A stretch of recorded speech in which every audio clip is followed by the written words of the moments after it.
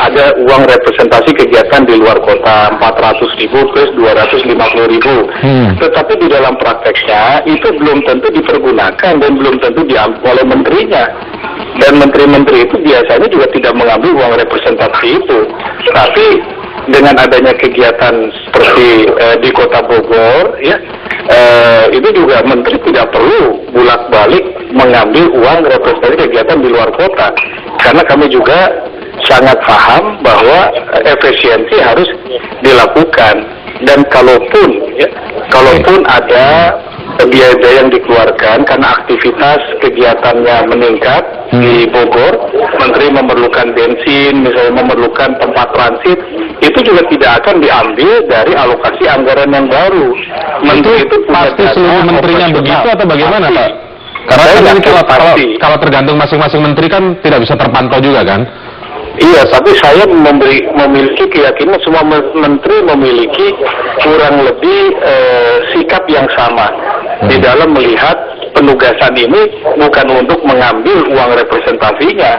Dan kalaupun misalnya tadi disebutkan ada di hotel yang angkanya tadi satu malam itu 1.700.000 sampai dengan 2 juta lebih, itu kan publish rate, ya. Kan kalau corporate rate-nya biasanya di bawah 50%. Dan kalaupun itu dikeluarkan sebagai biaya, itu tidak akan mungkin menggunakan alokasi anggaran biaya baru. Pasti biaya kegiatan yang sudah dialokasikan. Kalaupun tidak ada nomenklatur pembiayaan tersebut, setiap menteri itu memiliki dana operasional menteri, bisa diambilkan dari situ yang tidak menambah anggaran yang digunakan untuk meningkatkan efektivitas penyelenggaraan. Pak Yudi, penjelasannya nanti akan disanggah oleh Mas Ucok. Gimana Bang Ucok? Kalau nilainya apa? Kalau tentang istana anggaran alokasi anggaran istana presiden sama istana Bogor itu bukan pemborosan, tapi itu bisa memakai double anggaran gitu.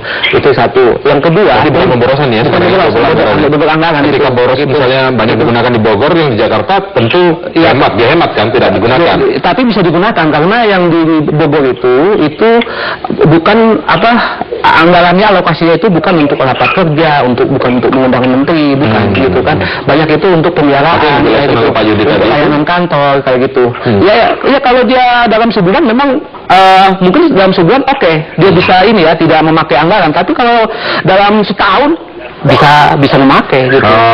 Iya. Kalau tahun berapa di situ misalnya 3 bulan aja, 2 bulan aja, itu udah mulai minim itu yang namanya anggaran Bogor itu satu. Yang kedua, kalau Pak Yudi mengatakan keyakinan bahwa menteri itu tidak akan mengambil. Kalau menurut saya keyakinan itu bukan di sini tempatnya. Kita kalau mau suruh publikasi yang namanya anggaran operasional menteri berapa, dia publikasi berapa sih yang mereka pakai gitu loh. Misalnya bensin itu kan kalau kata Yusuf Kala Jakarta Bogor itu 70 kilo. Kalau dia pakai Toyota Crown itu PT menghabiskan 24 liter BBM. 24 itu dikali 8.800 pertama itu bisa 7 jutaan. 34 menteri. 34 menteri. 7 jutaan itu kan nggak mungkin keluar dari tidak mungkin sendiri atau dia nggak mau ngambil atau pura-pura nggak tahu gitu. Pasti dari negara. Coba kalau dia rapatnya di istana, nggak mungkin 24 juta keluar kayak gitu. Itu aja harusnya rasional itu. Itu aja rasionalnya udah kelihatan gitu. Bukan keyakinan. Tidak cukup soal keyakinan saja untuk menjawab ini. Tapi sebenarnya apa sih alasan kemudian Presiden memilih berkantor di Istana Bogor? Nanti kita akan mengulasnya lebih lanjut. Tetaplah bersama kami di Prime Time.